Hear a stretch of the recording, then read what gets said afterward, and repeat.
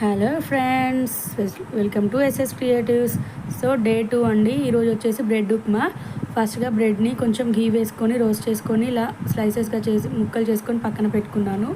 Next వచ్చేసి ఒక బాండీ తీసుకొని అందులో కొంచెం ఆయిల్ హీట్ అయ్యాక అందులోనే కొంచెం జీలకర్ర, కొంచెం పచ్చిమిర్చి అండ్ ఆనియన్ వచ్చేసి చిన్న చిన్న ముక్కలుగా కట్ చేసుకొని వేసుకున్నాను. సో ఇది మంచిగా ఫ్రై అయ్యేంత వరకు బాగా ఫ్రై చేయాలి. సో నెక్స్ట్ వచ్చేసి నేను 4 టమాటోస్ ప్యూరీ చేసుకున్నాను.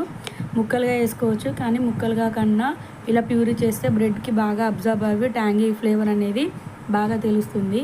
సో నెక్స్ట్ వచ్చేసి అల్లం వెల్లుల్లి పేస్ట్ కూడా ఫ్రెష్గా గ్రైండ్ చేసింది అయితే టేస్ట్ చాలా బాగుంటుంది. సో అల్లం వెల్లుల్లి పేస్ట్ వేసి అది ఫ్రై అయ్యాక అందులోనే మనం ఇంతకుముందు చేసి పెట్టుకున్న టమాటో ప్యూరీ ఉంది కదా, అది కూడా యాడ్ చేసుకోవాలి. సో ఈ టమాటో ప్యూరీ ఏంటి అంటే కొంచెం బాగా మసలాలి, అప్పుడే దాని ఫ్లేవర్ అనేది మనకి ఎన్హాన్స్ అవుతుంది. సో అందులోనే కొద్దిగా ఉప్పు, మనం నెక్స్ట్ వచ్చేసి గరం మసాలా అండ్ పసుపు వేసి కలుపుకోవాలి. సో మనకి టమాటా ప్యూరీ అనేది బాయిల్ అవ్వడం స్టార్ట్ అయింది కదా. సో ఇలా బాయిల్ అయ్యాక చిన్నగా చాప్ చేసి పెట్టుకున్న కొత్తిమీర కూడా యాడ్ చేస్తున్నాను. సో ఈ కొత్తిమీర కూడా కొంచెం మగ్గాక మనం పీసెస్ చేసి పెట్టుకున్న బ్రెడ్ స్లైసెస్ ఉన్నాయి కదా, అవి కూడా అందులో వేసి ఈ టమాటో ప్యూరీ అనేది మనకు ముక్కలకు పట్టాలి, అట్లా కలుపుకునే దాకా కలుపుకోవాలి. నెక్స్ట్ కొంచెం టమాటో సాస్ కూడా యాడ్ చేశానండి, మరీ ఎక్కువగా కాదు, అలా లైట్గా. సో టేస్ట్ చట్పట్ అనేది చాలా బాగుంటుంది.